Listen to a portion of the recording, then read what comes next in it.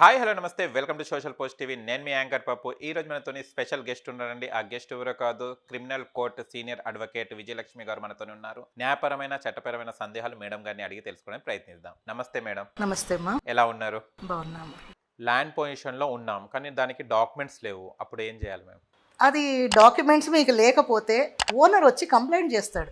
నా భూమిని వాళ్ళు కబ్జా చేశారని ఫస్ట్ ఏదైనా కంప్లైంట్ పోలీస్ స్టేషన్కి ఇస్తారు. పోలీస్ వాళ్ళు వచ్చి ఓసారి చూస్తారు, చెప్తారు. వీడు వచ్చి వెళ్ళాడా సరే లేదు అంటే సివిల్ కోర్టులో దావా వేసుకోవాలి. ఇంజంక్షన్ ఆర్డర్ తెచ్చుకొని వీడిని బయటికి పంపించి మీరు మీ భూమిని మళ్ళీ మీరు పొజిషన్ తీసుకోవాలి. కబ్జా అయిన భూమిని ఇది నాదే అని నిరూపించుకోవడానికి ఏం చేయాలి మేడం?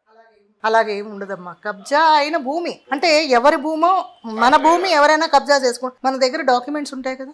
ఏదైనా ఫస్ట్ పోలీస్ వెళ్ళాలి, డాక్యుమెంట్స్ ఇవ్వాలి, వాళ్ళకి ఒకసారి ఇన్ఫార్మ్ చేయాలన్నమాట. నేను నా భూమిలోకి వెళితే వాడు నన్ను కొట్టడానికి వస్తున్నాడు లేదా చంపుతానని అంటున్నాడు, ఏదో థ్రెటన్ ఉంటుంది కదమ్మా. అలాంటి థ్రెటన్స్ ఏమైనా ఉన్నాయి అంటే ఫస్ట్ పోలీస్ కంప్లైంట్ ఇచ్చి దాని తర్వాత మళ్ళీ సివిల్ సూట్ వేసుకోవాలి. పొజిషన్ నా భూమి నాకు పొజిషన్ కావాలి అని మనం సూట్ వేసుకోవాలి.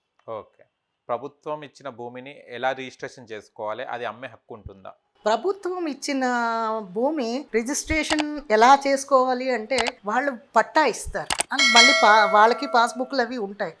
2013లో తెలంగాణలోని రెగ్యులరైజేషన్ చేసుకోమని జీవో వచ్చింది. ఆ జీవో ప్రకారంగా వాళ్ళు ఎవరి భూమిని వాళ్ళ పేరున బదలాయించుకుని, అంటే గవర్నమెంట్కి ఇంత ఫీజు స్టాంప్ డ్యూటీ కట్టి వాళ్ళ పేరున బదలాయించుకునే వసులుబాటు ఇచ్చింది. అలాంటివి ఏవైనా మధ్యలో అమెండ్మెంట్స్ వస్తే వాళ్ళ పేరున వాళ్ళు చేసుకోవచ్చు, లేకపోతే యాజ్ ఇట్ ఈస్గా వాళ్ళు అనుభవించవచ్చు. అమ్మడానికి వీలు ఉండదు. ఒకవేళ దాన్ని వీళ్ళు కనుక రెగ్యులరైజేషన్ చేస్తే అమ్మే ఆస్కారం ఉంటుంది. అలాగ చెయ్యని పక్షంలో గవర్నమెంట్ భూమిని అమ్మడానికి లేదు. తెల్ల కాగితం మీద సంతకాలు పెట్టి భూములు అమ్మితే హక్కులు వస్తాయా మేడం? వచ్చేవమ్మా. ఇదివరకు తెల్ల కాగితాల మీదే రాసేవారు. ఇదివరకు ఉండేది అలా.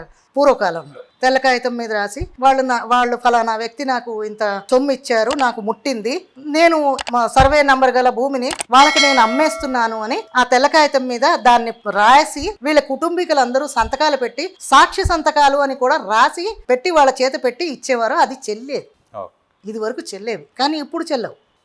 ఇప్పుడు స్టాంప్ పేపర్స్ అవి వచ్చాయి. అప్పుడు ఎప్పుడో చేసి ఉండుంటే అది మనం మళ్ళీ బయటికి తీసుకొచ్చి చేయొచ్చు. అంతేగాని ఇప్పుడు కూడా నేను తెల్ల కాగితం ఇస్తాను అంటే కాదు. ఓకే.